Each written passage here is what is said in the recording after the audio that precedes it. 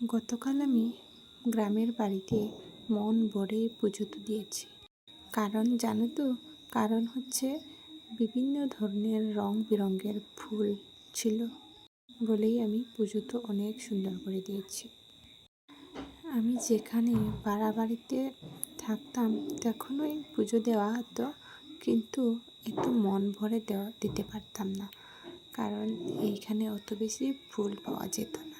কিন্তু গ্রামের বাড়ি বলে আলাদা কথা, এত সুন্দর গোলাপ ফুল, জবা ফুল, নীল ফুল, এত ধরনের রং বেরঙের ফুল। তারপর আমি পুজো তো রেডি করে শিবের শিলায় একটি গোলাপ ফুল দিয়ে পুজো তো করে নিয়েছি।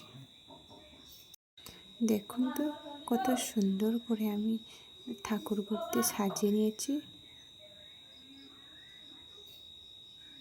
এত ভালো লেগেছে ফুলগুলো দিয়ে, মনটা অনেক স্যাটিসফ্যাকশন ফিল হচ্ছে যে অনেক দিন পরে এইরকম ফুল পেয়ে আমি পুজো দিয়েছি।